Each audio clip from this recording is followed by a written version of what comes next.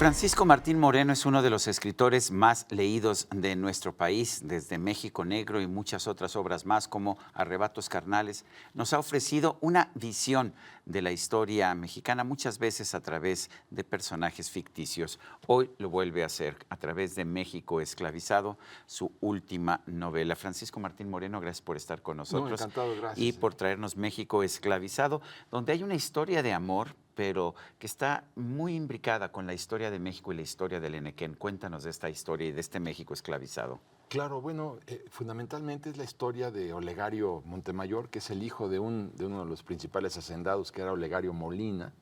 Era el que tenía prácticamente el monopolio del Enequén en el estado de Yucatán. ¿Son personajes reales o son ficticios? Olegario Molina es un personaje real. Sí. Sí, él era el dueño del Banco Yucateco, dueño de los ferrocarriles yucatecos, el monopolio del Enequén también era de él, también tenía líneas marítimas para transportar la fibra, o sea, era y además llegó a ser gobernador del estado de Yucatán y llegó a ser también secretario de Estado en la dictadura de Porfirio Díaz, o sea, era un hombre de un poder político y económico increíble para aquella época, ¿no? Basta con ver su casa en el Paseo de Montejo. Entonces tenía un hijo, y este hijo... Ese sí es ficticio, el hijo. El hijo sí es ficticio. Eso es. Tenía un hijo que tenía, digamos, 7, 8, 9 años, Sergio, y cuando iba a las chozas de los campesinos allí en las haciendas, pues veía que los campesinos tenían sus pies llenos de costras de lodo, huaraches, y se vestían con trajes de manta. Y él decía, bueno, si yo me he visto con ropa tan bonita y tengo zapatos de cuero con hebillas de plata, ¿por qué ustedes no tienen lo que yo? ¿Por qué ustedes no tienen una casa como la que yo tengo? Pues, ¿te acuerdas del libro de Juan Cristóbal? Hace ya muchísimos años que lo leímos, ¿no? Y ahí, bueno, es un poco lo que le pasa a mi personaje. Y el papá se da cuenta que es un soñador, que vive del misticismo, que jamás podrá manejar sus empresas, lo larga a estudiar a Estados Unidos y después lo larga a estudiar a Inglaterra, donde conoce a Marion Scott. Que es el otro personaje importante, protagonista de esta historia. Cuéntanos de Marion Scott. Marion Scott, en realidad tiene su origen en una experiencia personal, amorosa mía. Me habías contado, pero a ver, cuenta. Sí, yo estaba en la Feria Internacional del Libro en el 2016. La de Guadalajara. La de Guadalajara. Estaba viendo un discurso de Donald Trump y entonces llegó una mujer a mi mesa, bellísima, Sergio, hermosísima, y me dijo, ¿tú eres Martín Moreno? Me puse de pie, claro. Me dice, ¿me puedo sentar? Y le dije, no te puedes sentar. Te lo suplico que te sientes. Claro que se sentó y claro que yo pensaba que era una aparición. De veras, era una mujer... Por lo hermosa que era. Hermosísima. Y entonces me dijo, dime por favor que te acuerdas de cuando nos conocimos. Y yo le dije a ella, me muero de la pena, pero no me acuerdo. Si te digo que sí, no voy a resistir la segunda pregunta, porque vas a decir que dónde y ahí ya no te voy a poder contestar. Sí, bueno, mejor ser sinceros, ¿no? Sí, sincero. Entonces le dije, no le dijiste, yo digo, una mujer como tú me acordaría si te hubiera toda visto. la vida, claro, bueno, por supuesto, ¿no? Entonces le dije, me dijo ella, si no te burlas de mí, te cuento dónde nos conocimos. Le dije, te prometo que no me burlo. Bueno, pues nos conocimos en una marcha luterana en Alemania, en la catedral de Wittenberg. ¿Tú en una marcha luterana en Alemania? En octubre de 1520. Yo sabía que tenías más edad de la que yo pensaba, pero no tanto. 1520. Sí, bueno, le digo, pues entonces entenderás por qué no me acordaba de ti. De hace 500 años no está fácil. Me dijo, dijiste que no te ibas a burlar de mí. Le dije, no, bueno, no me burlo, ¿no? Sí. Entonces me contó que íbamos en la marcha donde Martín Lutero, en la explanada de la catedral de Wittenberg, reunió a toda la gente. Bueno, él iba caminando delante de nosotros con su esposa. Lutero llevaba una boina inclinada del lado derecho, con la mano derecha llevaba a su mujer y con la izquierda uno de sus hijos. Se separó del grupo y en la explanada rompió la bula papal que lo excomulgaba por haber estado en contra de la venta de indulgencias, porque Lutero decía, no es posible que se vendan los perdones como si fuera un acto de comercio. Lo rompió, lo hizo pedazos y entonces en la euforia... ¿Y tú estabas en esa marcha? Yo estaba en la marcha. ¿Y ella también? Ella también. Entonces me dijo, lo que más me gustó de ti es que te emocionaste tanto que empezaste a gritar como loca, me dijo a mí. Como loca. Le digo, ¿cómo como loca? Le digo, ¿qué? Yo en octubre de 1520 era mujer. Y me dijo, por supuesto que eras mujer. Bueno, ¿y tú qué eras? Le dije yo, no, yo era hombre. Y eras, por lo menos eras guapo. Le digo, pues para saber, sí, yo era guapísimo. Y yo era guapísima, sí. Entonces, bueno, imagínate nada más en lo Qué historia, ¿no? ¿Qué historia? Pero tu Marion Scott viene de esta mujer que realmente conociste. Sí, porque a mí me faltaba Marion Scott también es un personaje ficticio que Olegario conoce en la Universidad de Oxford. Y entonces Olegario va a dar toda la visión de la esclavitud durante la dictadura porfirista. Y Marion Scott me va a ser muy útil para plantear la esclavitud en el resto del mundo.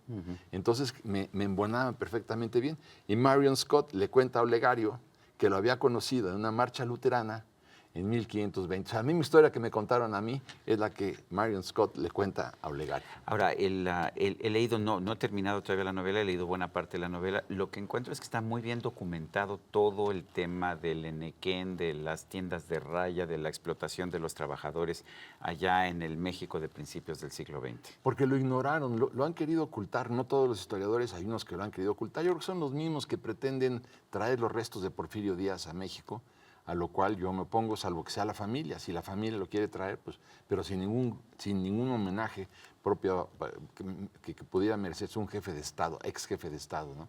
Entonces sí, ahí cuento yo todo lo que pasó, porque lo cuentan cuando ellos dos vienen a México, Marion Scott y Olegario vienen a México, él engañado porque piensa que su padre nunca era un esclavista, para descubrir toda una realidad terrible, porque ahí verás las tiendas de raya, verás cómo se practica la esclavitud con 100,000 mayas que no podían salir de la hacienda, salvo que tuvieran una carta de liberación del adeudo, y el adeudo, la liberación nunca te llegaba ni te la daban, pues porque te pagaban con fichas, y si tú consumías 50 y la ficha te alcanzaba para 10, pues 40 te lo acumulaban a tu cuenta. O sea, no había manera, la explotación era terrible por un lado, y por el otro, cuando un campesino o un esclavo iba a pedir el aumento, por ejemplo, un aumento de sueldo, el capataz, el mayocol, le decía, es mejor, hijo mío, que el aumento de sueldo se lo pidas a Dios, porque Él en su inmensa sabiduría y misericordia es el que tiene la justicia en su mano, pídeselo a Él. Entonces iban a ver al cura y el obispo les decía, Martín Trichler, que era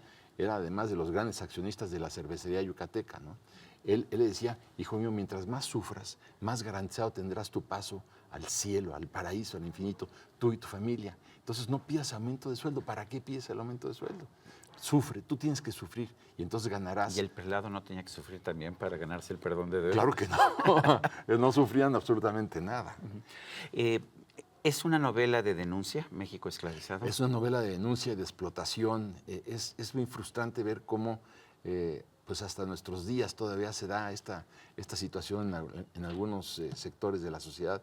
Me da mucho coraje ver lo que pasó en todos aquellos años, no solamente en las haciendas enequeneras, sino en las chicleras, en las tabacaleras, en las madereras, en las tabacaleras. O sea, en todo el sureste mexicano lo que pasó es de una infamia verdaderamente. Suena como una novela de una intelectual de izquierda, y sin embargo tú has sido muy crítico de los candidatos de izquierda, de Andrés Manuel López Obrador, en tu trabajo periodístico. Sí, claro, pero a ver, yo me considero un hombre de izquierda. ¿Y Andrés Manuel no es un hombre de izquierda? No. Él yo te diría, izquierda era la de Felipe González de España. Izquierda la de Mitterrand, por supuesto que sí, ¿no? Izquierda, si quieres, hasta la de Lula. ¿Por qué digo? Porque Lula logró rescatar a 28 millones de brasileños de la miseria. O sea, para mí, por ejemplo, la izquierda tiene que estar vinculada al trabajo, al empleo. Para mí es muy importante, Sergio, que entender que gobernar es crear empleos, pero empleos productivos. No se trata como en Cuba, que el 80% de los empleos dependen del gobierno. Ve cómo está quebrado el gobierno. De lo que se trata es de crear empleos. Y para crear estos empleos tienes que trabajar una alianza con los empresarios, porque son de los que crean de 10 empleos, 9 de estos empleos son productivos. Entonces la alianza es una alianza para crear empleos en asociación con quien tiene la capacidad económica para llevar a cabo la creación de empleos. Por eso para mí, Pero a ver, López Obrador dice que él va a crear empleos protegiendo la industria mexicana, estableciendo precios de garantía, impidiendo, digamos, que se importen ciertos productos. ¿No estás de acuerdo? Claro que no, ya lo vivimos. Ya lo vivimos cuando vivimos la cerrazón. Todos los países que se amurallan, como lo pretende López Obrador, pregúntale tú a los chinos de hace 2000 años, cuando hicieron la muralla china, ¿Qué pasó? Lo primero que le sucedió fue provocar un atraso pavoroso que acabó en una cantidad terrible de revueltas. Entonces yo creo que lo que hace falta es la apertura. Cuando México cerró sus fronteras al comercio para proteger supuestamente lo que está hecho en México, está bien hecho, ¿qué pasó? Que estos empresarios empezaron a lucrar terriblemente con los precios porque eran los únicos que podían producir ciertos artículos. Entonces ahora, cuando se abrió el mercado, entonces era más barato importarlo que comprar el producido en México y tuvieron que hacerse más eficientes los empresarios mexicanos. Eres un hombre de izquierda, un escritor de izquierda, pero estás a favor de los mercados libres. Por supuesto, pero es que yo creo que es como debe de ser. Felipe González también estaba a favor de los mercados libres y Mitterrand también. De hecho, abrió la economía española Felipe González cuando fue presidente del gobierno español. ¿Y ve el resultado? Ve cómo está España. Entonces, y ve cómo está Corea del Sur. Yo por eso pienso que lo conveniente es la apertura de fronteras para hacernos mucho más competitivos. Si cierras las fronteras, entonces ya no importa la competencia porque tienes garantizada la venta a unos precios que vas a asfixiar la economía.